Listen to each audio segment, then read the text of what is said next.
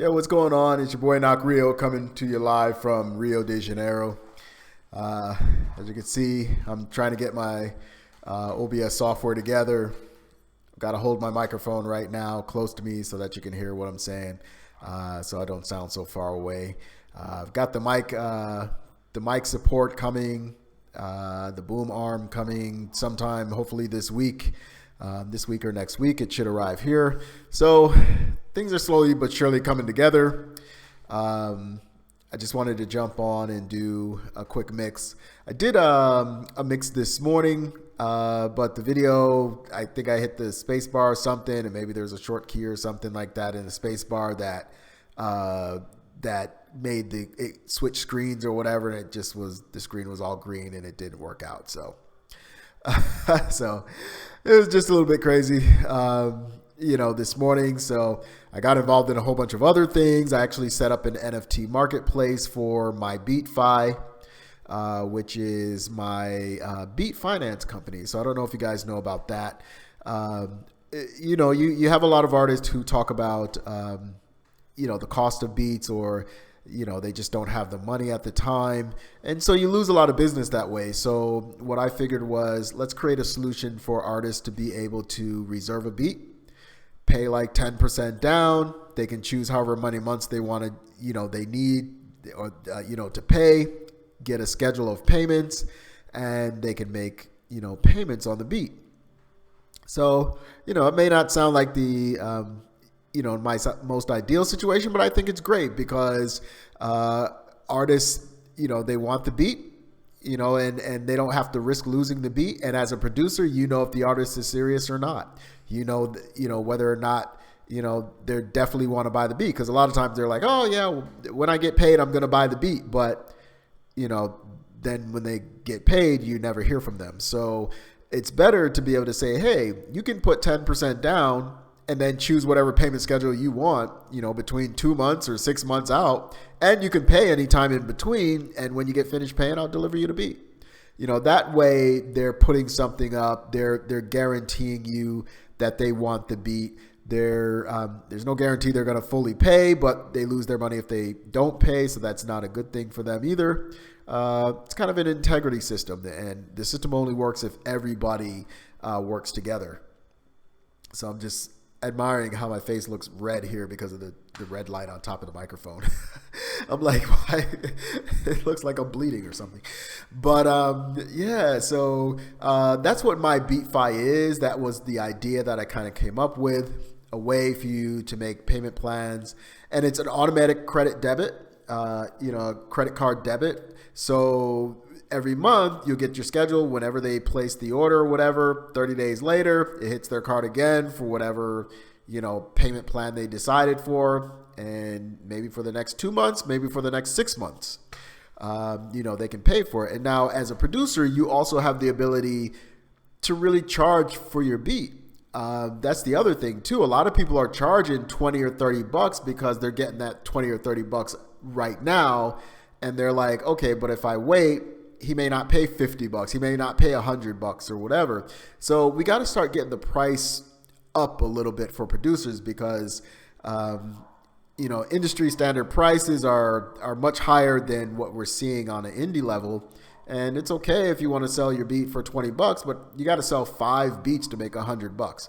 You're not going to get anywhere like that. So we got to start being able to up the price. And the way we can do that is by creating some sort of payment plan. I mean, the way that I look at it is like, yeah, the artist may be upset they can't buy the beat, but you as a producer can't price your beats based on just what they want to pay. You have to price it based on what your investment has been in your business.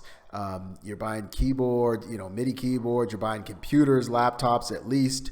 You're buying screens, you're buying cables, you're buying microphones, you're buying all of this equipment, you're buying VSTs and software, and you've made all this investment for someone to come tell you that you should give away your product for free, and that's not right. So in order for us to kind of work together as artists and producers, let's make it work for everybody. That's the way I see it. Obviously if you have friends or someone you come up with or whatever, and they're able to, allow you to purchase the beat, Let me pull this down here real quick here because I don't know if that's in the way. But yeah, so if they're able to allow you to, you know, if you're working with an artist or whatever, and they're allowing you to work on their project or whatever, I think that was my train of thought. um, yeah, you can go ahead and maybe give a few beats to them. If they come through your studio, they spend money in your studio or whatever, that's fine. When I was running my studio in Orlando, that's kind of what I did. I had 150 regular clients coming through all the time. One group was coming through a lot. They rented my studio out for like 30 days. One time at night, so they could come and use it as much as they want at night. They paid me a lump sum for that, but they were probably maybe 7 or 8 different groups that were kind of associated with them that were coming. They were referring people. Yeah, I'm gonna shoot them beats, because they didn't always want what I had, but at the same time, is like when their album came out, I had a single that was played on radio and all that kind of stuff too. So it's like you compensate for the way you're being compensated, So if you don't know this artist from anywhere, you can't just let them berate you into giving away your product for free. Nothing in this world is free. And because we're doing music, it's not different because it's music. Art tends to get, the shaft in this world because people think, oh, well, it's just art. It's not important to anybody. But music is everywhere you go. Almost every video you watch, there's a background of music. Every movie that you've been to, there's background of music. Everything you watch on television, every elevator you've gotten into just about has music. Every building that you've gone into, malls, all types of stuff, you hear music playing. So it's being monetized. People are using it. People enjoy it. There's absolutely no reason why someone should tell you that your music isn't valuable or it won't be valuable. So I'm going to get off that rant. I'm going to do my mix here pretty quickly, but I'm just saying, like, this is why MyBeatFi exists.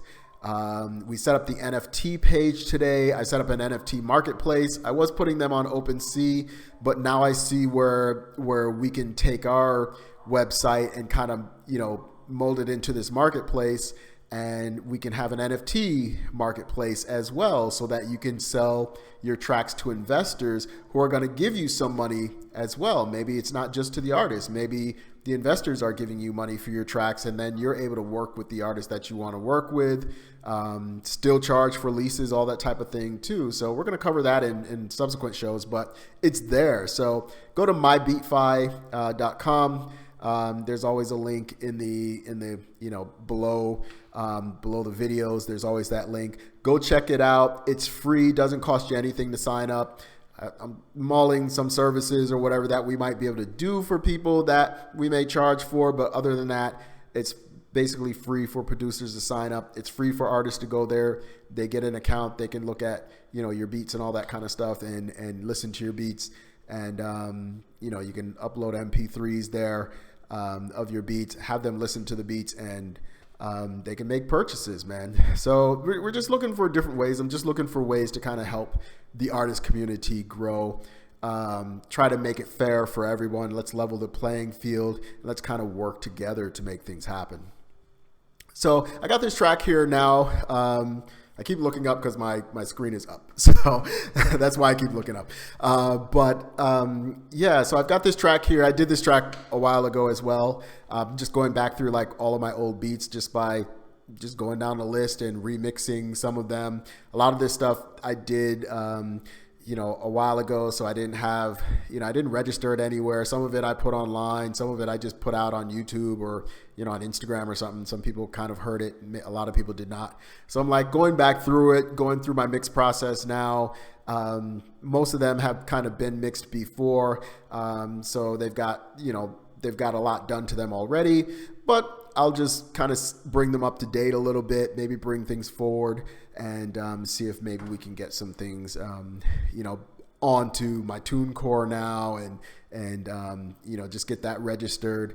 I can get it out to the stores and all that stuff and just kind of monetize some of what I've got because I didn't realize I had so much product just sitting in my computer, I'm like, you know what, I gotta get this out of here. So I'm on like a 90-day challenge to like just blitz, just every day putting out my music, doing something with my music, making these videos, putting out tracks so that you can hear them, making new tracks on top of the old tracks that I'm mixing. It's just, 90 days of just pure focus. Let's just go, so so let's jump into this track here. I named the track Dubai because that's kind of what I hear. I like to name my tracks weird things because I want the artist to think maybe outside the box a little bit, and give subject matter, because I think a lot of artists just don't have subject matter to talk about. Maybe everybody's not rich, so they're not traveling all over the world and all that type of thing. So they're not having these experiences that they can talk about. And a lot of the artists that you're listening to, they've got these experiences because they've traveling to different cities. They're meeting women in different cities. They're going to different studios and they with this person or that person or whatever. And so now that's opening doors for them. They're seeing things that they haven't seen before that are kind of new for them. And of course they want to tell everybody about that. If they've got some success, they're going to the jewelry stores, buying jewelry, they're, buying cars and things like this. You hear the artists talking about the things they're doing in their life.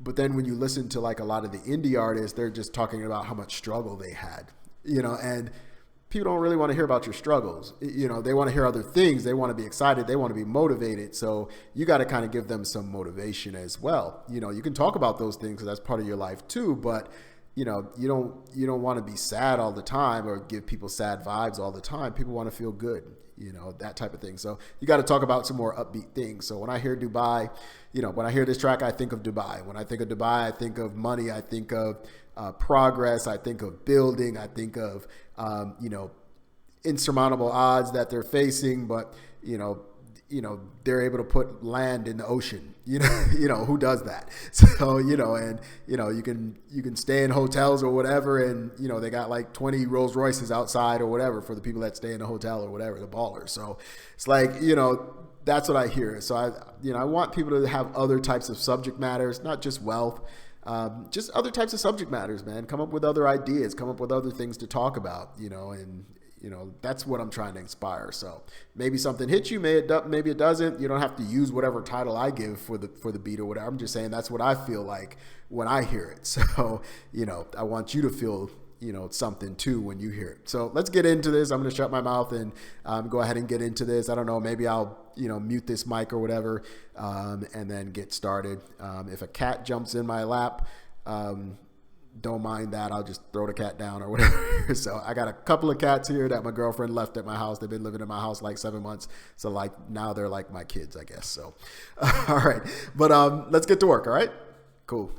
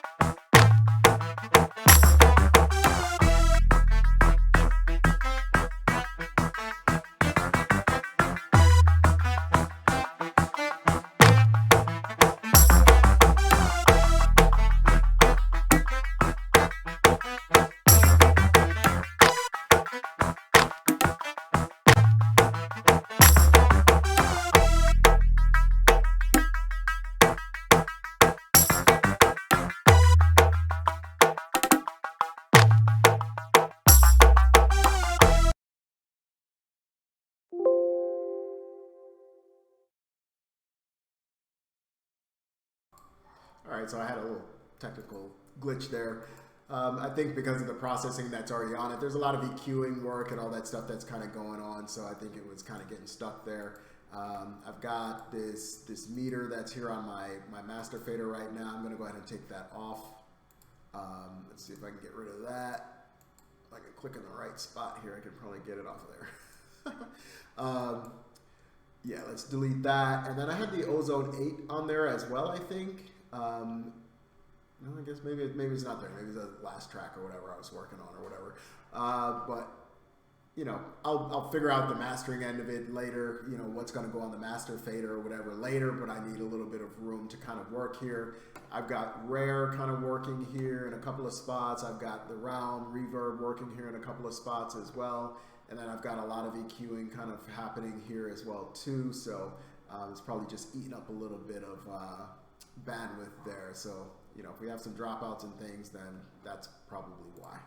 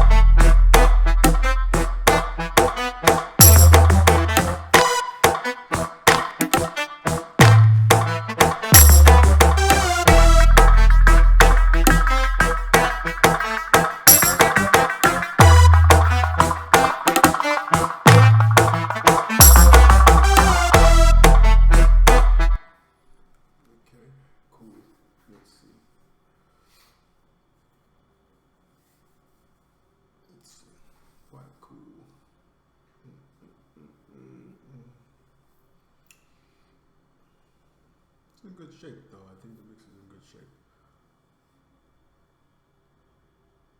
It's taking a long time, B.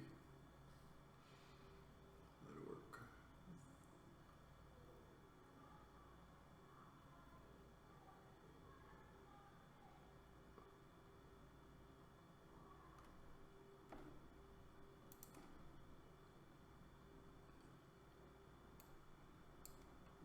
That's just a little bit.